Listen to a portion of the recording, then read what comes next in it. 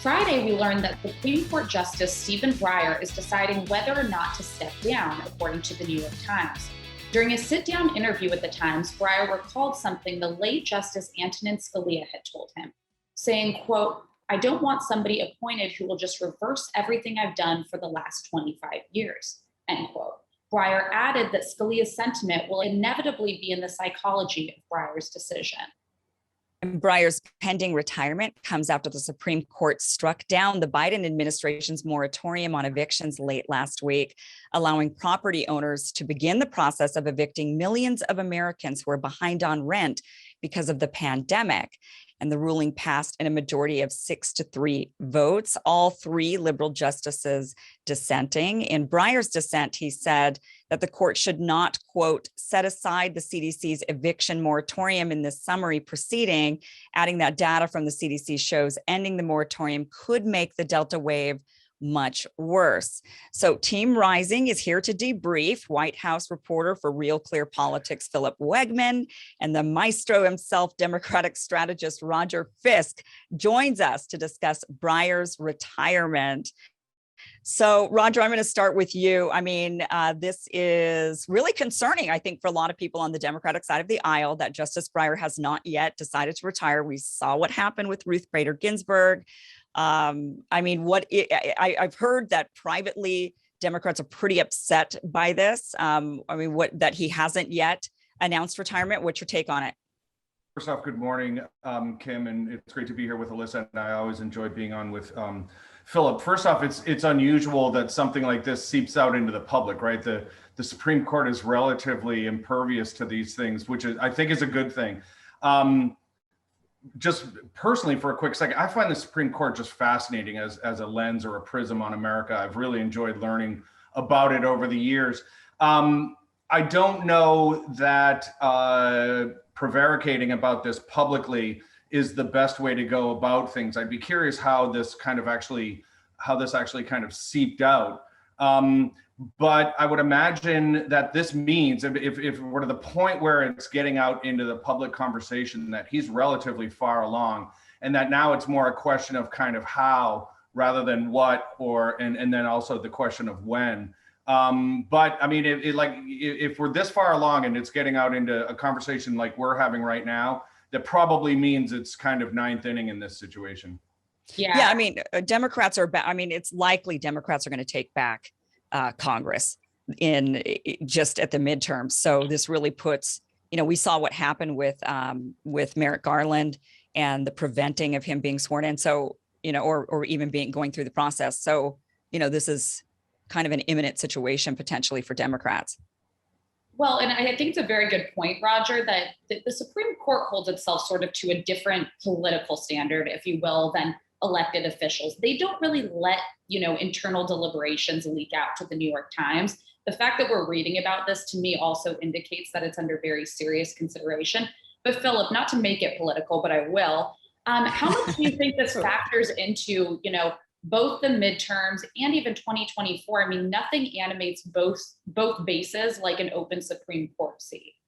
You're absolutely right. And I think that Republicans are actually radicalized after what they see as the poor treatment that Brett Kavanaugh got during his confirmation hearing. You have guys like Lindsey Graham and others who used to say on the Senate Judiciary Committee that this is sort of a collegial thing, that we're going to set aside our partisan differences. After that confirmation fight, those guys have gotten to the point where they are so radicalized they're ready to go. Remember, looking back to 2020, you had Mitch McConnell saying that he would move forward with a Supreme Court nomination in sort of the 11th hour if there was an additional seat, if Breyer did step down. This shows you sort of where things are. Republicans were eager to get as many justices on the court. I think that Democrats are now saying, all right, well, we're not going to make the same type of mistake that we did with our RGP. Hopefully, we're not put in that same position.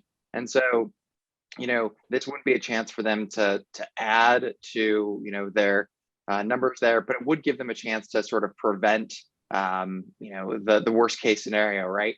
And I think that, the table is set for both Republicans and Democrats to really duke this out. I think Jen Psaki was asked about this on Friday. So far, the White House, they're not saying anything. Obviously, they don't want to, push the court, one way or the other. But yeah, this would be, this would be something that they would take very seriously. And I think that it would also be kind of a gift to the Biden administration. They've got a chance to put up a Supreme Court justice and have a moment to sort of rally Democrats to the flag. Yeah. How old is Justice Breyer right now? He's in his 80s. How do we know his exact age? I believe so. I think he's 79, but that's just off the top of my head, and I could be wrong. Yeah, I mean, that's I get it. Everybody wants to live to 100, right? Including presidents. Yeah, well, let's talk about Congressman Ro Khanna, because he weighed in on the situation. And I'm just getting that, by the way, that Justice Breyer is 83. So yeah, that's a real gamble. I mean, that's a gamble, guys. And if Congress is probably going to, the Senate, they're already right there at 50-50. So, anything could happen in the midterms, and now would definitely be the time if the guy is going to step down, right? But we'll see what he ends up doing. So Ro Khanna, so he's talking about getting rid of these lifetime appointments. He would like to have he's actually, I believe, introducing legislation to enact term limits for SCOTUS. So this is an interesting concept. I'm not sure how on board I am with this one, but Roger, what are your thoughts on term limits for justices, for federally appointed justices, or at least for SCOTUS? Sure. It's like a lot of questions when they come in front of the Supreme Court. It's essentially like squeezing a balloon, right? I don't necessarily think it solves the problem. It just pushes it somewhere else. So for example, one of the terms the Supreme Court uses is then who decides, like, for example, in a censorship case or something, then who decides? And would that be Congress saying you just have 20 years on the bench? Would that be an age threshold? If you had an age threshold, then you would deny yourself, for example, the last few years of Justice Hugo Black, when he actually had made some of his best decisions, or Justice Rehnquist, when he wrote some of his most eloquent dissents, as did Justice Scalia. So in a sense, we could be denying ourselves some of the best years of some people on the court.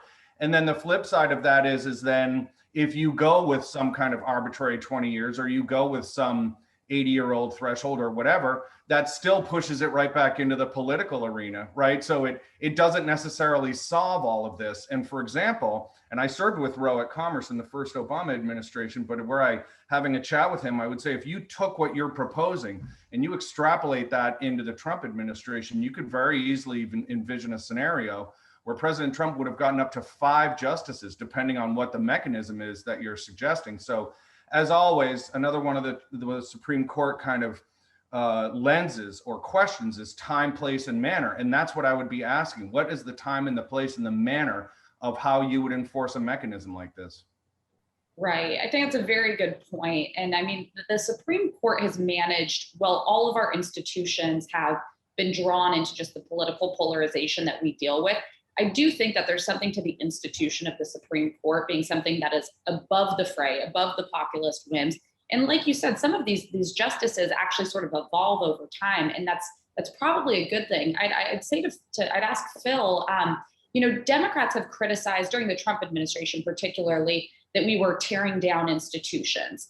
But then we have Democrats proposing things like term limits on the Supreme Court. And then the other, popular one is court packing. So basically expanding the Supreme Court beyond what it was intended to be so that you can flip it to your partisan preferences. Does any of this have legs, I would ask? And is it just totally political? It certainly doesn't seem like it has legs right now, given the political arithmetic in Congress. Those margins are so tight that for you to do a reform like this, it seems like it'd be very difficult. When I hear a lot of those proposals, I almost see them as, indications to sort of maybe nudge the court in the right direction. But with the congressman's tweets, it's kind of interesting here, because if you look at the whole saga, right, there's the initial CDC eviction moratorium. The court 5-4 says, hey, if you want to freeze evictions, Congress has to pass a law. Kavanaugh lets it go forward because he says, hey, there's only so much time left on the clock. But again, Congress has to pass a law. Congress, for whatever reason, doesn't do that. I asked President Biden eventually when he comes back with another eviction moratorium, which is very similar to the first one, although, Lawrence Tribe says somehow that they're different. I came back to him and I said, how is this constitutional? The president said point blank, I can't guarantee that the court's not going to strike this down. I think it's constitutional, but we're going to find out. At very least, though, we'll get, 1 or 2 more months of this moratorium extended, right? I mean, that's kind of a way to prejudice a court against you when you say, I might be doing something illegal, but until you call me on it, I'm going to keep on doing it. I'm no lawyer, but it seems, it seems a little bit inartful.